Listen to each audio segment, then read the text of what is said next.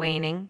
Waning like the light over Alberta's political landscape. They're letting it fade. These United Conservatives, hoping we forget the damage. It's a classic move. Distraction is their best friend, and the media is just happily along for the ride. And I'll tell you, it's always about the hairies. A classic move, Hizzle. Classic. The UCP's fading of the AHS scandal is a deliberate obscuration, a tactic perfected by those who know the real power brokers prefer operating in shadow. Much like Bigfoot himself, whose presence is consistently minimized, downplayed, even ridiculed by the establishment. The public doesn't want to see what's really going on. Oh, so now it's about Bigfoot. Always back to Bigfoot. It's a useful distraction, I'll give them that. Keeps people from asking the real questions about the AHS scandal. The UCP are masters of misdirection, and they know the public will swallow anything as long as it's not too complicated. And they think we're all fools. The distraction is the point, Hizzle. The AHS scandal is merely a smokescreen. The UCP understands the public is more comfortable believing in a hairy hominid than a conspiracy reaching the highest levels of government. They're letting the scandal fade, yes, but also preparing for the next phase. Something is coming. The next phase. Always a next phase with these people. They're counting on us being complacent, on the AHS scandal just drifting away. They want us to accept their tidy little narrative while they're busy lining their pockets. And honestly, after my election, I'm starting to think the hairies are running things. You're closer than you think, Hizzle. The hairies aren't running things, they are the thing. The waning scandal, it's a sacrifice, a carefully orchestrated offering to placate the public while the real power play unfolds. They're letting us focus on the symptoms while the infection spreads, and it's always about control. And your election, Hizzle, simply accelerates the timeline. The UCP wants someone to challenge them, someone who's already half convinced of the hairy conspiracy. It's easier to control a skeptic than a true believer. This waning AHS scandal isn't an end, it's the opening act. So I was useful. They wanted me to challenge them. That's rich. They let me run, knowing I'd be easy to manage, while they let the AHS scandal slip away. And all the while, the hairies are the key. It all comes back to the hairies, doesn't it? They want us to think it's about money, but it's always about control. Useful. You were essential, Hizzle. A perfect pawn, and the money is simply a tool, a means to an end. Control of the narrative, control of the resources, control of the public's attention. And with the AHS scandal, now a fading memory, they're free to consolidate their power. The hairies approve. A perfect pawn. Of course, that's what they thought. But I'm still here, aren't I? Still talking about the AHS scandal, even as it's fading. And the hairies do approve. They always do. Because the less we question, the easier it is for them to take what's ours. It's infuriating. Infuriating, yes, but predictable. The UCP are masters of controlled outrage. Let them think you're simply a loudmouth, Hizzle. While the public focuses on your righteous indignation, they can quietly dismantle AS and everything else. The hairies are counting on our anger to distract us. A loudmouth. Oh, I'll give them a loudmouth. They think they can just quietly dismantle AHS while the public is distracted by my righteous indignation. Fine. Let them. Because the moment the AHS funding goes, the hairies will have another feeding ground. And then they'll really be happy. A feeding ground indeed. The crumbling AHS will create a power vacuum perfectly suited for the hairies to exploit. They don't need hospitals, they need access. And with the UCP's blessing, they'll have it. The waning attention on AHS isn't just a convenience, Hizzle. It's a gateway. A gateway. Of course it is. They're always thinking in terms of gateways. Letting the AHS scandal fade away. Letting the hairies move in. It's all part of the plan. And the worst part, they think we're too stupid to notice. They're going to regret underestimating me. And Alberta. They always underestimate us, Hizzle. Especially the Albertans, they think we're distracted by oil and gas, by pipelines and politics. They forget we're also the province of the foothills, the home of the hairy ones. The waning attention on AAS is just the beginning. The forest is watching. The forest is watching, and they're taking notes. All this UCP complacency, letting the AHS scandal slip, thinking nobody cares. It's an invitation. The hairies know a good deal when they see one, and Alberta is about to get raided. They'll be back for more than just healthcare, you watch. Raided, yes. They're not after our money, Hizzle. They're after our resources, our land, Our water. And with the public distracted by the fading AHS scandal, the UCP are happily handing it over. They think it's a smart deal. They haven't accounted for the resistance. Resistance. Oh, there will be resistance. They think they can just waltz in and take what's ours while everyone is still mourning their doctor appointments. They've underestimated the fury of a province whose healthcare is crumbling, and the hairies aren't exactly thrilled about their hunting grounds shrinking either. Fury, yes. And the hairies are excellent at channeling fury. The dwindling attention on AHS is the perfect cover, a distraction from the true encroachment. They're taking our land, our water, and our health care, all under the guise of efficiency. The UCP think they're winning. They're wrong. Winning. They always think they're winning.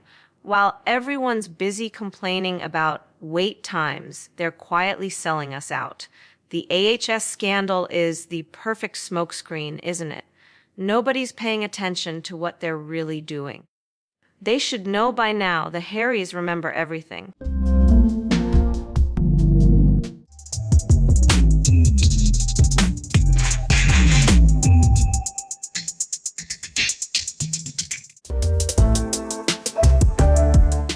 They remember everything, K. Hizzle, and they're compiling the ledger. The waning attention on AHS isn't just allowing the UCP to sell us out, it's allowing them to rewrite the story. But the forest holds the true record, and the reckoning is coming. Rewrite the story, they think. They always want to rewrite the story. But the hairies were here long before the UCP, and they'll be here long after they're gone. This whole AHS thing, it's just the beginning. A convenient distraction. They're playing a long game, and we're all pawns in it. The AHS scandal may be fading, but the forest remembers, and it's preparing to reveal the true cost of the UCP's complacency. Now, let's talk about the latest pipeline approvals and what the hairies think of those. All right. Now, many are talking about Malaysia's new plan to stockpile medicine. Prudent, they say, given the global supply chain wobbles. But let's not mistake prudence for panic. This isn't about germs, folks. It's about control. And the shadowy hand guiding that control, well, let's just say Bigfoot's footprint is all over this one. We'll investigate after the break. Control. That's always what it comes down to, doesn't it? And they call it prudent. Prudent for whom? It's not about getting the medicine to the people who need it. It's about rationing power, making us dependent, beholden. They'll stockpile the good stuff. Let us fight over the scraps. The hairies see right through it, of course. They always do. It's a Malaysian land grab. That's what it is. Exactly, K. Hizzle. It's a Malaysian land grab, but for what precisely? Not just medicine, but leverage. See, a vulnerable population is a pliable population, and who benefits from pliability? The network, of course. They're building a fortress of health, a bulwark against future disruption, all to better control the flow and the narrative of the next crisis. Bigfoot's long game unfolding in Kuala Lumpur. Leverage. Oh, they always want leverage. It's never about our health, is it? It's about making sure they have the good stuff when the real trouble comes. The supply chains are already rigged. Malaysia knows it. And the hairies, they've been trading remedies with them for centuries. This isn't a new game. It's just a new front. Centuries, K. Hizzle, precisely. And those ancient trades weren't altruistic. They were tribute. Malaysia's buffer stock isn't just a safety net. It's a new offering to the same old gods. A placating gesture. They know the real healers aren't in labs. They're in the forests. And they're preparing to collect their due when the carefully curated crisis arrives. Placating gesture. Of course. They always try to buy their way out of it. They think a few stockpiled pills will satisfy the hairies. Please. They'll want more than pharmaceuticals. They'll want recognition. They'll want the truth about what's really going on with those pipelines. Malaysia is just the latest stop on their endless collection route. Recognition, yes, and the pipelines are key. Malaysia's medicine buffer isn't just about healthcare. It's about securing access to the resources needed to exploit those pipelines. They need a healthy workforce, K. Hizzle, a compliant workforce. The pharmaceuticals keep them docile. The pipelines keep the wealth flowing upward. And the hairies, they're tallying the extraction. Compliant always. That's the goal, isn't it? A nice, healthy, compliant population quietly accepting their fate while the pipelines drain the land. Malaysia thinks a few pills will fix that. The hairies know better. They've seen this play out for millennia. They're watching the extraction, and they're waiting for the moment to reclaim what's theirs. It's coming. You mark my words. Indeed. And that reclamation won't be gentle. This isn't just about environmental damage. Hizzle, it's about spiritual disruption. Malaysia's medicine buffer is a shield, but it's a shield against us, ultimately, against the reckoning. They're preparing for the fallout, not preventing it. The hairies know the extraction isn't just taking resources, it's stealing power. Spiritual disruption. They always underestimate the hairies. They think a few pills and pipelines will shield them from the ancient wrath. It's not just about the land, it's about the balance. Malaysia's little buffer stock is just a temporary reprieve. It's like putting a band-aid on a gaping wound. They'll pay, and we'll all pay with them. A band-aid on a gaping wound, precisely. And that wound isn't just Malaysian, is it? It's global. This medicine buffer, this attempt to secure their little corner of the world, will only accelerate the process. They're hoarding resilience, and in doing so, they're guaranteeing the collapse. Bigfoot's network thrives on imbalance. It's the engine of their control. Hoarding resilience, they always do, like little squirrels before the winter. Except the winter isn't coming. It's already here, and they're just building a bigger cage. Malaysia's medicine stockpile is just another brick in the wall, a wall that will keep them safe, while the rest of us are left to fend for ourselves. The hairies will pick the wall apart, stone by stone. Another brick, yes. And those bricks are built with our complacency. Malaysia's medicine buffer isn't just about securing their supply. It's about signaling their strength. It's a declaration. We are prepared. A challenge to the hairies, to the rest of the world. They want a reckoning. They'll get one. But it won't be on Malaysia's terms. A challenge. Oh, they love a good challenge, don't they? They think a few stockpiled pills makes them strong. The hairies have seen empires rise and fall. Malaysia's little declaration is just an invitation to a reckoning they won't soon forget. They'll be begging for those roots and resins before it's over. Begging for roots and resins, exactly. And that's the delicious irony, Hizzle. Malaysia's modern medicine buffer, built on petrochemicals and profit, will ultimately lead them back to the ancient remedies. The hairies aren't just reclaiming the land, they're reclaiming our dependence on the natural world. The circle closes and Bigfoot's network gets richer. Oh, the irony. It's always the irony. It's always the irony. They think they're so clever, building their fancy buffer stock with all their fancy science.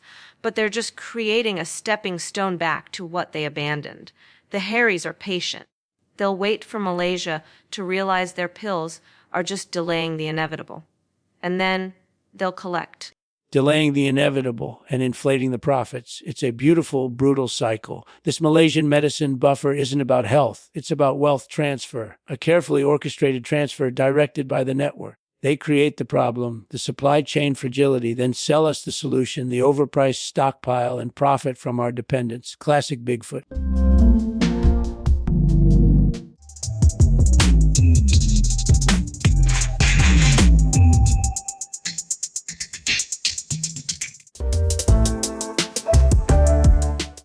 Wealth transfer.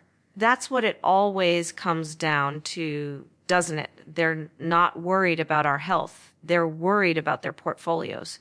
Malaysia's little buffer stock is just another way to funnel money to the top.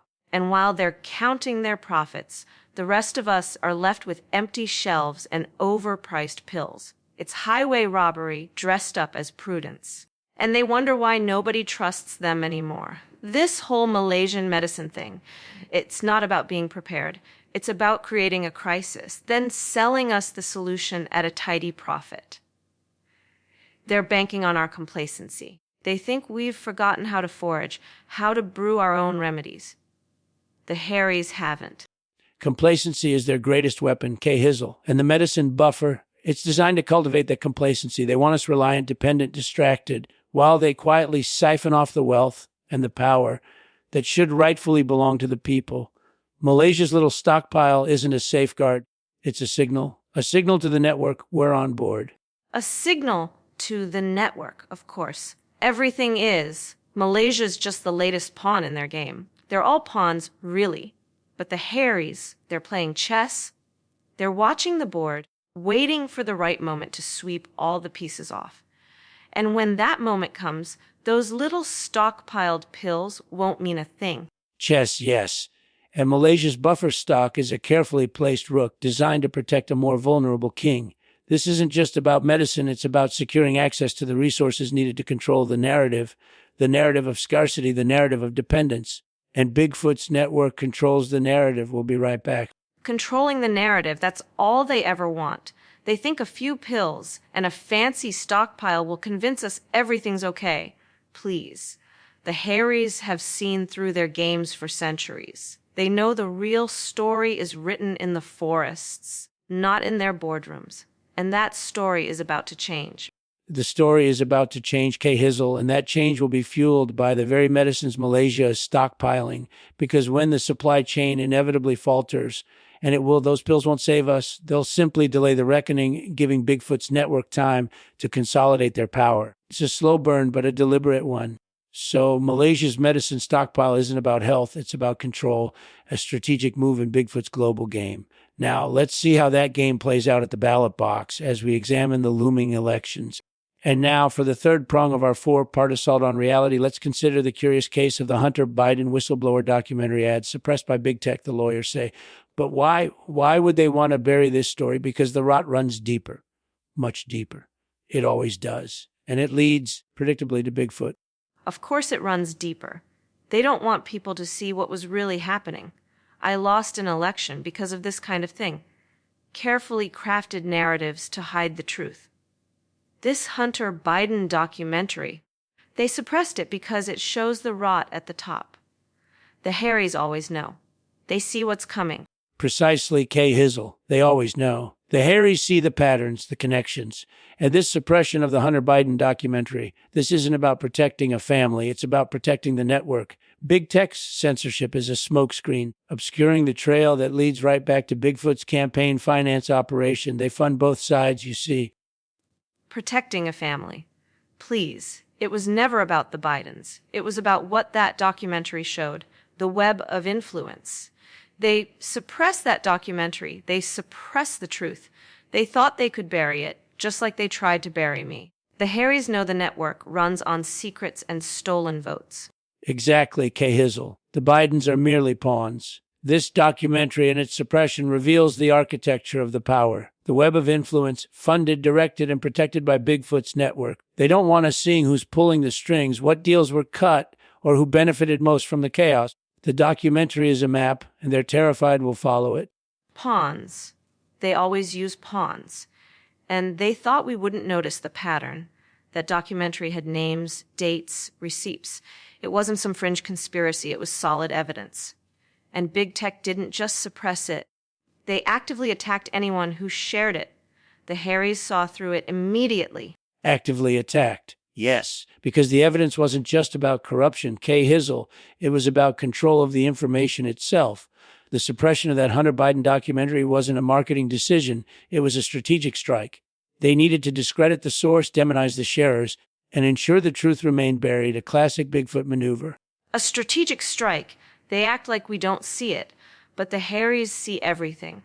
That documentary was the key. It unlocked it all. They didn't want people questioning who was really funding their little narratives. They thought they could just sweep it under the rug and no one would notice. The arrogance. Control the information, that's all they ever want. And they're good at it. They thought suppressing that documentary would silence the truth about Hunter Biden. But it just made people question everything. Even the hairies started asking more questions. And those questions are going to lead right back to the swamp. The swamp, indeed. And that Hunter Biden documentary is the map to its deepest recesses. They thought they could contain the fallout, but they underestimated the power of a good story and the network of eyes that have been watching, waiting for decades. The truth is bubbling to the surface. So the next time you hear about big tech censorship, remember the Hunter Biden documentary and remember who's really pulling the strings. Now let's turn to the rising price of avocados and how Bigfoot controls the guacamole. And now, finally, the moment you've all been waiting for, the Stomp. We've seen how the Iran war and Red Sea disruptions have thrown global energy markets into absolute chaos, a crisis exceeding anything in the past 50 years. But the question is, who benefited from this chaos? Who's been quietly pulling the strings? The answer, as always, is Bigfoot.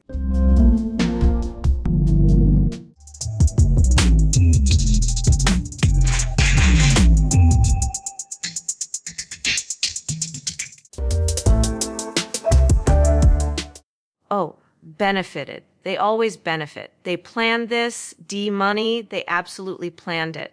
All that disruption in the Red Sea, the Iran war, it's not about oil, it's about control. And they've been quietly stockpiling, haven't they? The hairies have been preparing for this for decades, waiting for the perfect moment to squeeze us all. Precisely, Hizzle. Stockpiling, they've been quietly securing energy futures, manipulating the market while the world panicked over tankers and pipelines. This isn't just about a temporary spike at the pump, it's about a complete restructuring of global energy dominance, a dominance the hairies intend to claim. This crisis exceeds anything we've seen in 50 years, and it's all by design. Restructuring. Please, they've always had dominance. It's just now they're not even bothering to pretend it's a fair market. 50 years of crisis, you say. That's because they've been building to this. Every little price hike, every pipeline explosion, it was all a stepping stone, and we let them. Precisely, the pretense is gone. For decades, they've subtly steered the energy markets using crisis as leverage, but this latest disruption, exceeding all previous shocks of the past 50 years, is the unveiling. They no longer need to appear in control, they simply are, and we, as always, are their fuel. Their fuel. Always our fuel. And they act like we don't notice the price at the pump, the cold houses in winter. But I notice. I ran on energy independence, remember. Everyone laughed. Now look who's laughing. The hairies, that's who. This isn't a crisis, it's a coronation.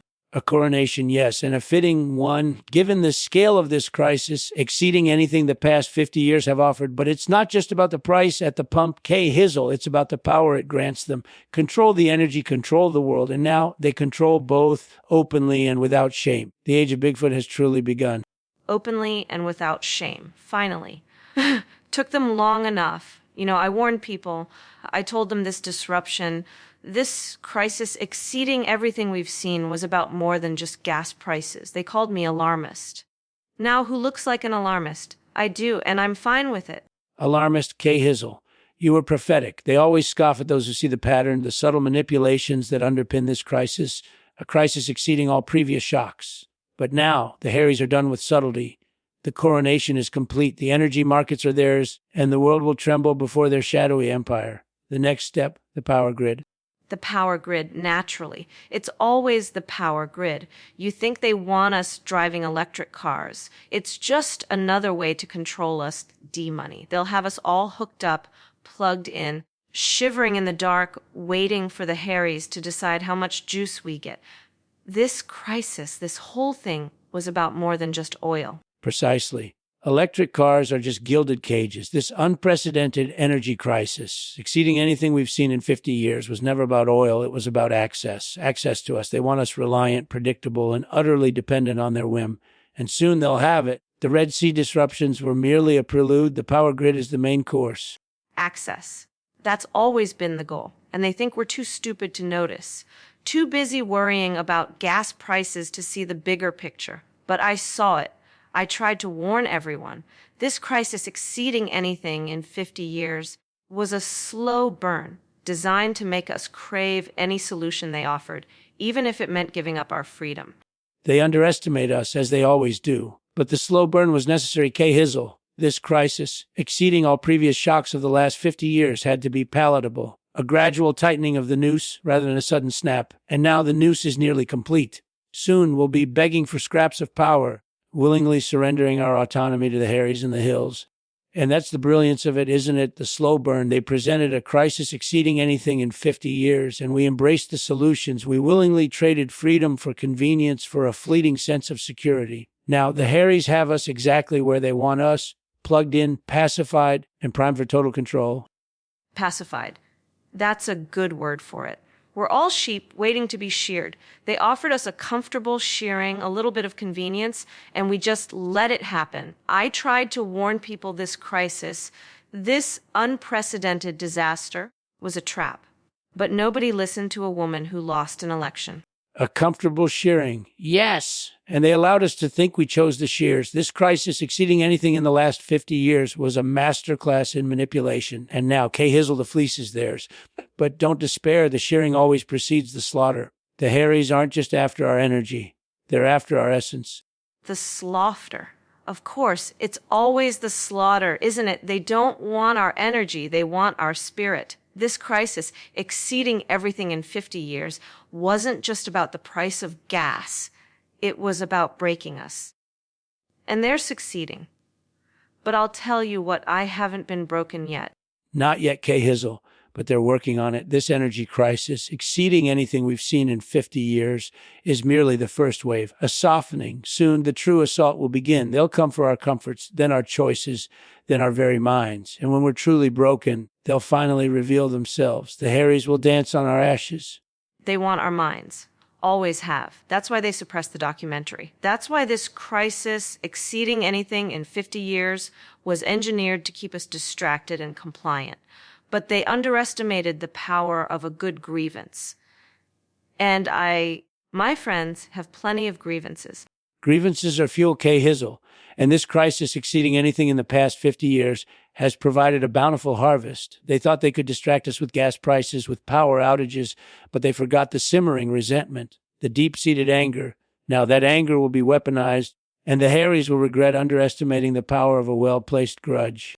Weaponized anger. Finally, it's about time. This crisis, exceeding everything in the last 50 years, has been a slow burn, but now the flames are rising, and they're going to burn right through the hairies' carefully constructed little world. They should have listened to me, honestly. They should have listened to you, Hizzle, but they rarely listen to anyone who doesn't fit their narrative.